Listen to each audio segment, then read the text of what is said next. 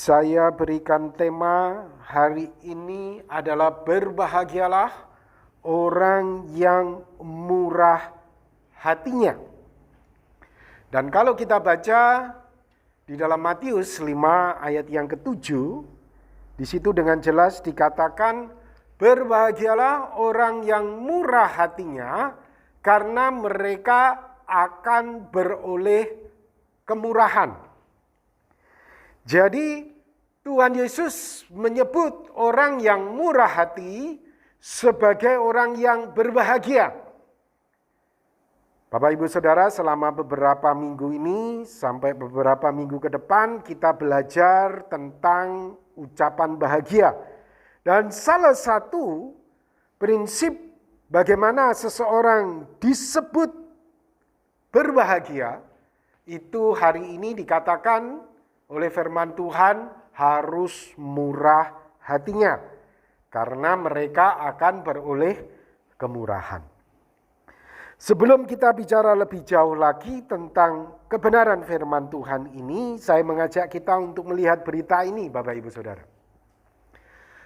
Ini peristiwa terjadi di Malaysia. Pergoki maling beraksi, juragan restoran merasa kasihan dan membiarkannya pergi. Singkat cerita Bapak Ibu Saudara, ada seorang pria mengendap-endap masuk ke dalam restoran untuk mencuri. Namun diketahui saudara oleh kokinya. Akhirnya barang yang dia sudah curi, dia lepaskan saudara, dia lari untuk supaya tidak tertangkap begitu.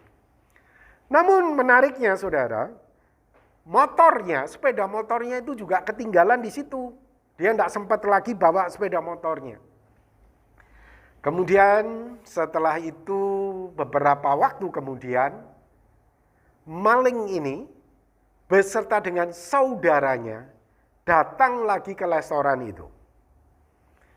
Singkat cerita saudara, dia minta maaf. Ya. Kemudian juragannya dan beserta dengan karyawannya, kokinya itu menahan orang ini dan siap untuk diberikan kepada polisi. Karena CCTV-nya ada, ya saudara. Namun juragan ini, restoran ini akhirnya tidak jadi menyerahkan maling ini kepada polisi karena maling ini cerita dia sudah 6 bulan tidak punya kerja. Sementara di rumah dia ada istri dan anaknya masih baby saudara, masih bayi. Singkat cerita dia sebetulnya mencuri itu dia mau memenuhi kebutuhan anaknya pada waktu itu. Saudara, juragannya ini kasihan. Dan akhirnya ya sudahlah, kalau begitu tidak usah panggil polisi, urusan ini selesai di sini, ya kamu kubebaskan pergi. Nah, saudara, ini yang namanya salah satu indikasi bisa dikatakan sebagai murah hati. Dia orang ini bersalah, saudara. Dan sepatutnya dia ditangkap polisi. Tetapi juragan ini kasihan dan melepaskan dia pergi. Ini salah satu indikasi, saudara, orang ini memiliki kemurah hatian. Dan Tuhan Yesus berkata, berbahagialah orang yang murah hatinya, karena mereka akan beroleh kemurahan. Kata murah hati di sini dalam bahasa Yunani adalah elemon, berasal dari akar kata eleo, yang berarti menaruh belas kasihan. Jadi boleh dikatakan berbahagialah orang yang menaruh belas kasihan. Karena mereka akan beroleh belas kasihan. Ya. Nah, Bapak Ibu Saudara, dalam berbagai peristiwa, Tuhan Yesus mengajarkan pentingnya belas kasihan itu.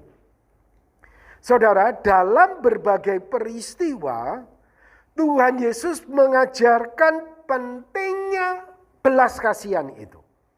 Yang pertama, Peristiwa ketika Tuhan Yesus makan di rumah dari Matius. Matius ini adalah seorang pemungut cukai. Dia dibenci, dia dianggap sebagai orang berdosa, dia ditolak oleh orang-orang Yahudi sendiri karena pekerjaannya sebagai pemungut cukai. Di dalam Matius 9 ayat 10, di situ dikatakan, kemudian ketika Yesus makan di rumah Matius, datanglah banyak pemungut cukai. Jadi teman-teman Matius itu juga pada datang juga, saudara. Banyak pemungut cukai, ini gerombolan orang-orang tertolak, orang-orang yang tidak disukai oleh orang-orang Yahudi pada waktu itu. Dan orang berdosa makan bersama-sama dengan dia dan murid-muridnya. Pada waktu itu orang Farisi melihat, berkatalah mereka kepada murid-murid Yesus, mengapa gurumu makan bersama-sama dengan pemungut cukai? Ini orang-orang tidak bagus. Ini orang-orang yang tidak baik. Dan orang berdosa. Kemudian Yesus mendengar dan berkata, bukan orang sehat yang memerlukan tabib, tetapi orang sakit. Kemudian Tuhan Yesus melanjutkan, jadi pergilah dan pelajarilah arti firman ini. Yang ku kehendaki ialah belas kasihan. Yang ku kehendaki adalah kamu murah hati. Yang ku kehendaki kamu itu eleo. Begitu.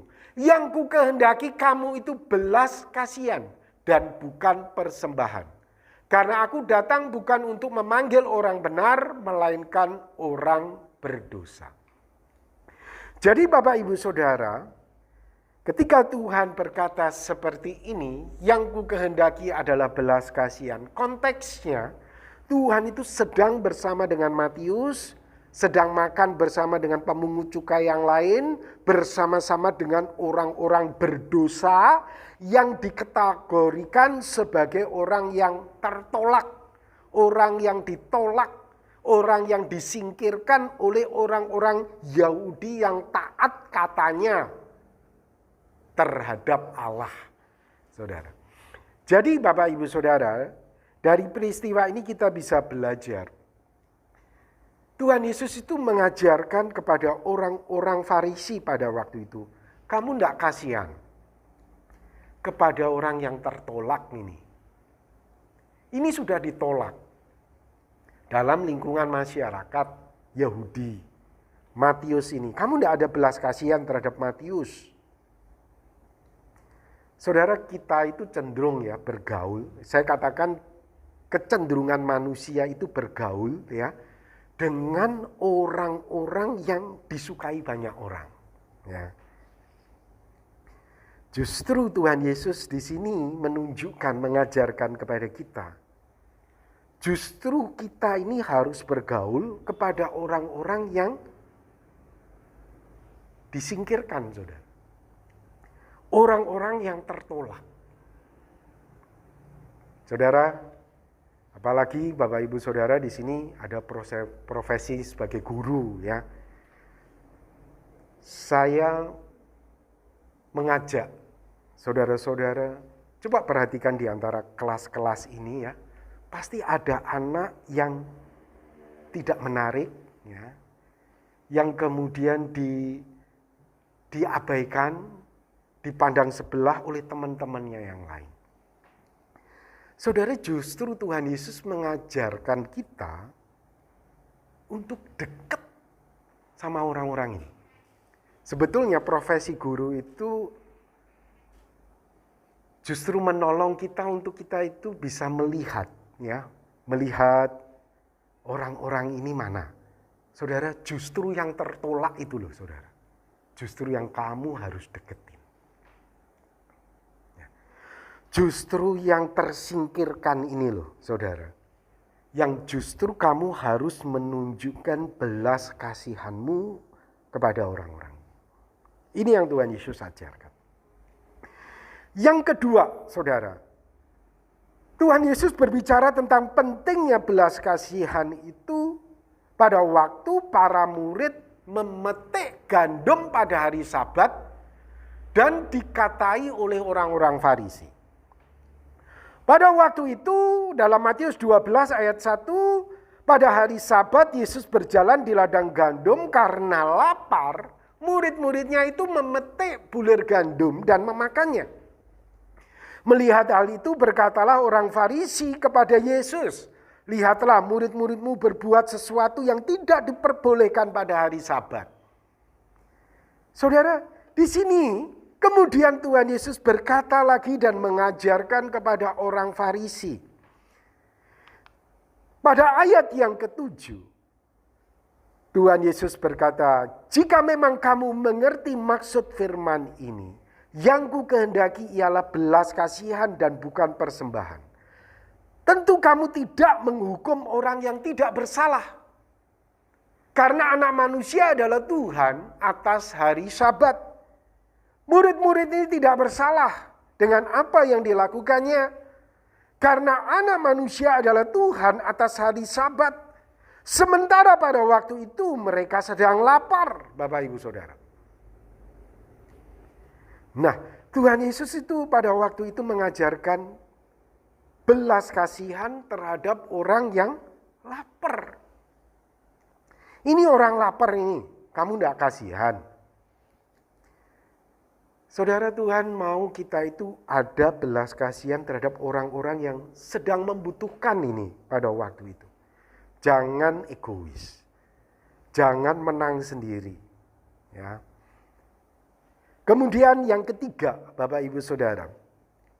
Tuhan Yesus mengajarkan tentang pentingnya belas kasihan itu ketika Tuhan Yesus menyampaikan tentang perumpamaan pengampunan. Di dalam Matius 18 ayat 23, di situ dikatakan, "Sebab hal kerajaan surga seumpama seorang raja yang hendak mengadakan perhitungan dengan hamba-hambanya. Setelah ia mulai mengadakan perhitungan itu, dihadapkan kepadanya seorang yang berhutang 10.000 talenta." Wow, saudara, besar ya. 10.000 talenta. Kalau upah satu hari 150.000, saudara. Saya hitung, saudara, 110.000 talenta itu sama dengan uang 9 triliun. Kemudian, saudara, hamba ini tidak bisa bayar.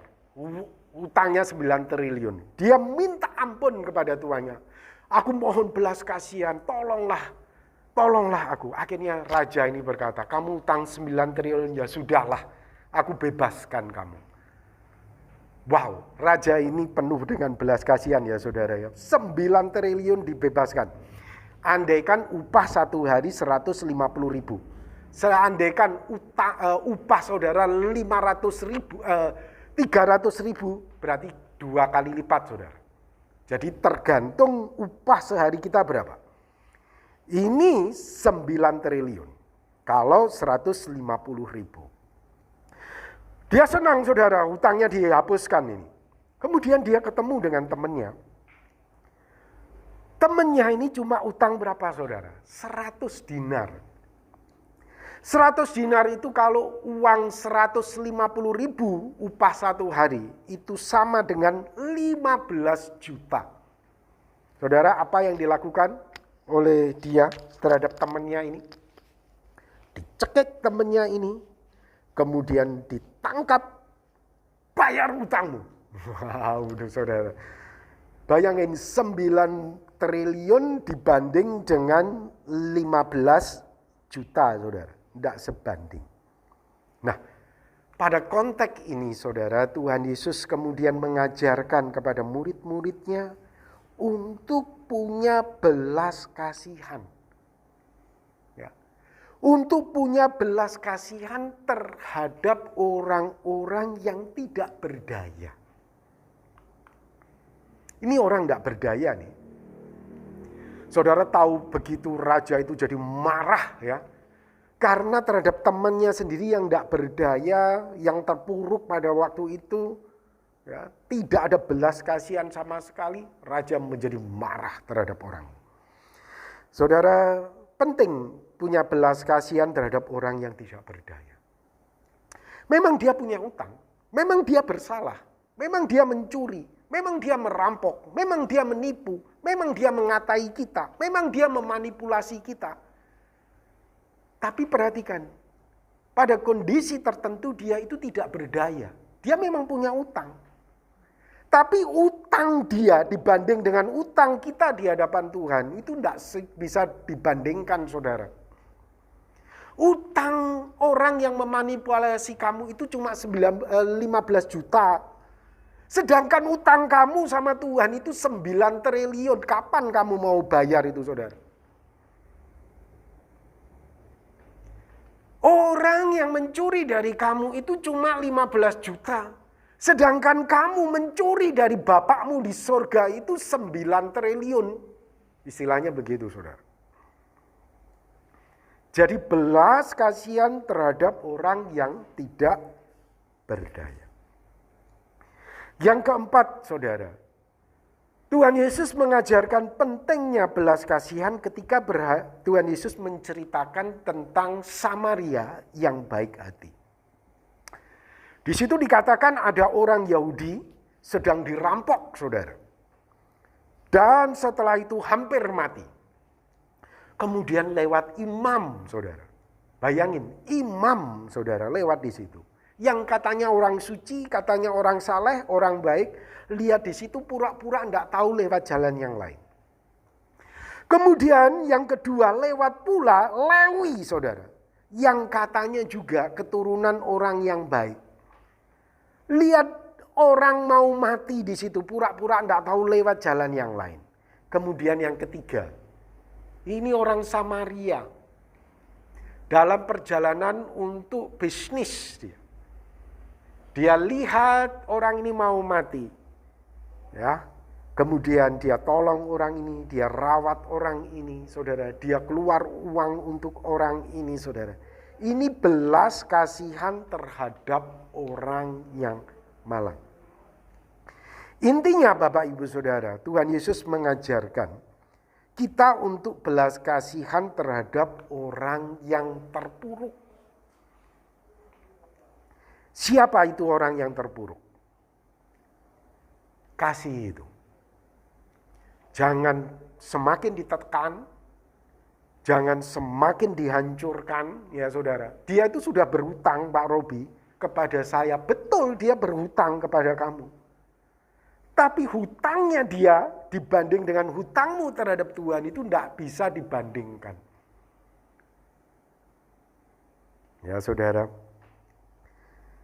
Tuhan ingin kita ini punya belas kasihan terhadap orang yang terpuruk. Amsal 14 ayat 21. Siapa menghina sesamanya berbuat dosa. Tetapi berbahagialah orang yang menaruh belas kasihan kepada orang yang menderita. Berbahagialah orang yang menaruh belas kasihan kepada orang yang menderita. Nah, Bapak Ibu Saudara, satu waktu saya membaca sebuah artikel ya. Artikel ini saya ambil dari alodokter.com. Di situ ada pertanyaan seperti ini, saudara. Normalkah sering merasa sedih dan terlalu kasihan terhadap orang? Wah, ada pertanyaan seperti itu. Normalkah sering merasa sedih dan terlalu kasihan kepada orang? Normalkah itu? Ya. Kemudian dijawab oleh dokter ini. Saudara, belas kasihan itu semua orang bisa punya belas kasihan. Ya. Semua orang itu kalau nonton berita orang sakit itu bisa meneteskan air mata. Kasihan betul nasib orang ini. Itu semua orang ya kayak gitu, saudara. Tetapi sangat sedikit sekali yang melangkah keluar, kemudian keluarkan dompetnya, ambil duitnya, kasih orang itu. Nah, itu sedikit, saudara. Nah, belas kasihan yang dimaksudkan oleh Tuhan Yesus itu bukan cuma perasaan, saudara. belas kasihan yang dimaksudkan Tuhan Yesus itu adalah ada tindakan nyata. Apa yang sudah kamu lakukan? Ada tindakan nyata, saudara. Yakobus 2 ayat 17.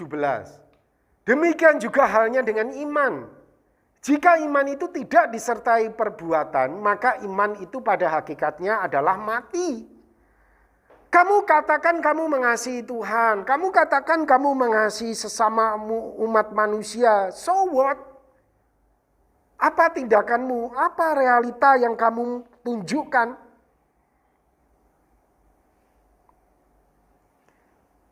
Kemudian Yakobus melanjutkan. Apa gunanya saudara-saudaraku jika seorang mengatakan bahwa ia mempunyai iman padahal ia tidak mempunyai perbuatan? Dapatkah iman itu menyelamatkan dia?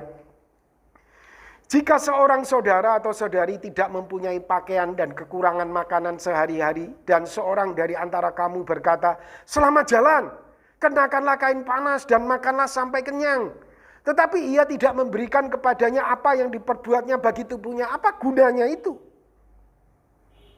Saudara, belas kasihan ini bukan hanya berbicara tentang perasaanmu, kasihannya, terus menangis sampai berhari-hari. Bukan hanya itu, saudara. Apa yang bisa kamu lakukan untuk kamu menolong dia, meringankan bebannya, melepaskan dia dari kesulitannya. Nah, itulah elemon yang dimaksudkan Tuhan Yesus di sini. Ada satu tindakan nyata yang kamu lakukan. Amsal 19 ayat 17. Siapa menaruh belas kasihan kepada orang yang lemah, memiutangi Tuhan yang akan membalas perbuatannya itu. Bayangkan, saudara. Kamu melakukan satu tindakan nyata, itu sama saja kamu memiutangi Tuhan. Saudara, hari ini kita mengenal orang-orang yang suka berderma itu dengan istilah filantropi. Ya, tindakan seseorang yang mencintai sesamanya manusia, nilai kemanusiaan sehingga menyumbangkan waktu, uang, tenaga untuk menolong orang lain. Saudara, Tuhan ingin kita bisa menjadi orang-orang yang menunjukkan, menyatakan belas kasihan kita secara nyata. Bisa waktu, bisa uang kita, bisa tenaga kita, untuk kita bisa menolong orang-orang yang sedang terpuruk. Saudara, Daud betul-betul menyadari bahwa orang yang penuh kemurahan itu akan mendapatkan kemurahan dari Tuhan. Oleh sebab itu Daud berkata di dalam Mazmur 41 ayat 2 sampai dengan 4. Berbahagialah orang yang memperhatikan orang lemah. Apa imbalannya? Di dalam Mazmur ini Daud berkata, Tuhan akan meluputkan dia pada waktu celaka. Tuhan akan melindungi dia dan memelihara nyawanya sehingga ia disebut berbahagia di bumi. Engkau, Tuhan, tak akan membiarkan dia dipermainkan musuhnya. Tuhan membantu dia di ranjangnya waktu sakit. Di tempat tidurnya kau pulihkannya sama sekali dari sakitnya. Saudara, konsep yang disampaikan oleh Daud ini dirangkum oleh Tuhan Yesus dengan satu kalimat yang pendek. Berbahagialah orang yang murah hati, karena ia akan mendapat kemurahan. Saudara, penting ya menjadi orang Kristen, menjadi pengikut Tuhan Yesus, untuk kita menjadi orang murah hati. Belas kasihan yang kita rasakan itu tidaklah hanya sebatas perasaan, harus sebatas sebuah tindakan nyata, Bapak Ibu Saudara. Nah, saya akan kutip sebuah kalimat yang disampaikan oleh Bunda Teresa Ketika Bunda Teresa ini menerima Nobel Perdamaian di Norwegia, saudara. Kita lihat ya, salah satu perkataan dia, saudara. Dia berkata seperti ini. Cinta itu dimulai di rumah. Dan cinta itu untuk menjadi nyata, itu harus menyakitkan. Saya tidak pernah lupa seorang anak yang mengajarkan saya sebuah pengajaran yang begitu sangat berharga. Mereka mendengar di Kalkuta anak-anak Bunda Teresa tidak punya gula untuk anak-anaknya. Dan ada anak satu kecil, anak Hindu usianya 4 tahun. Ia pulang ke rumah, ia memberitahu orang tuanya, aku tidak akan makan gula selama 3 hari. Aku akan memberikan gulaku kepada Bunda Teresa. Berapa banyak sih anak kecil ini yang bisa ia berikan? Setelah 3 hari, mereka membawa itu ke rumah kami. Ada anak kecil itu juga yang bahkan mungkin tidak bisa menyebut nama saya. Ia begitu mencintai dengan cinta yang besar. Ia mencintai sampai sakit. Ya saudara. Ia mencintai sampai sakit. Saudara, belas kasihan itu kadang sakit. 15 juta enggak dibayar, sakit enggak? Sakit, saudara. Belas kasihan itu kadang sakit. Kita berbagi berkat kepada orang itu, apa yang menjadi hak kita, kita kasih ke orang itu sakit, saudara. Dan menariknya anak kecil ini saudara mau sakit selama 3 hari. Yang biasanya gula itu dia makan. Dia enggak mau makan lagi. 3 hari gula yang mestinya buat dia simpan. Setelah itu dikumpulin dikasih buat Bunda Teresa. Sakit. Saudara, ketika engkau memperhatikan orang-orang yang terpuruk, orang-orang yang ditolak, orang-orang yang tidak berdaya, itu sakit, saudara. Kalau belum sakit, saudara, saya katakan, mungkin engkau belum menunjukkan belas kasihan. Engkau hanya menunjukkan apa? Kemunafikan. Jadi kayaknya kamu belas kasihan, tapi sebetulnya kamu itu munafik. Kamu hanya ingin cari keuntunganmu sendiri.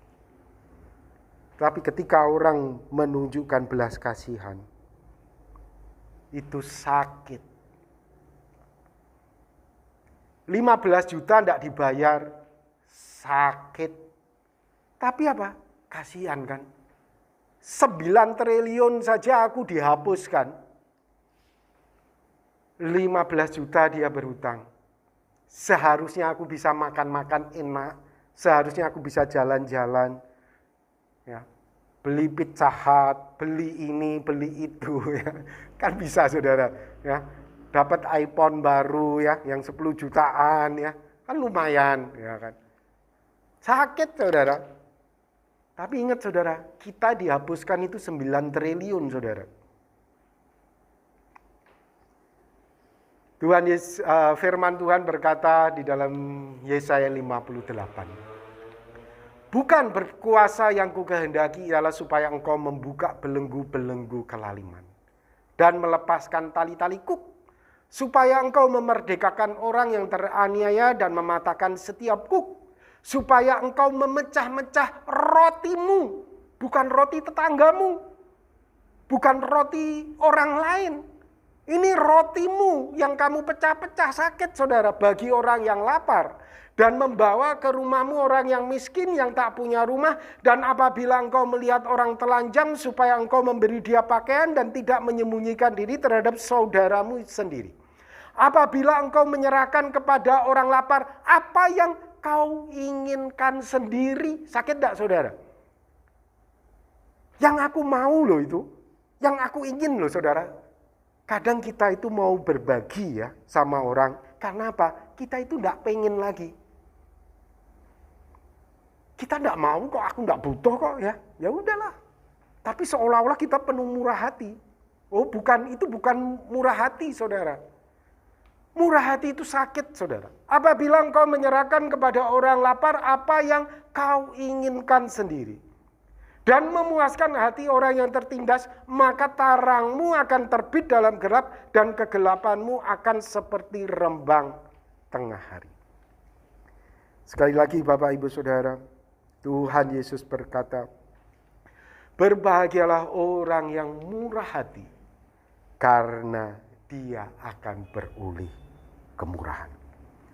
Dan Daud menjelaskan secara terperinci, orang yang memperhatikan orang lemah itu, Tuhan sendiri akan membela dia, menjaga dia, melindungi dia.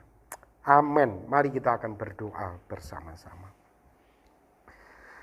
Tuhan, kami berterima kasih untuk firman yang Tuhan sudah nyatakan kepada kami. Tuhan berkati firman-Mu sehingga melalui firman-Mu iman kami bertumbuh di dalam Engkau.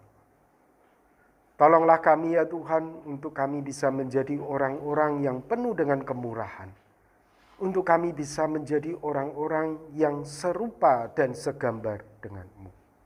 Tuhan berkati jemaat-Mu dan biarkan iman mereka bertumbuh di dalam Engkau. Di dalam nama Tuhan Yesus Kristus kami berdoa. Amin. Ya, saya kembalikan kepada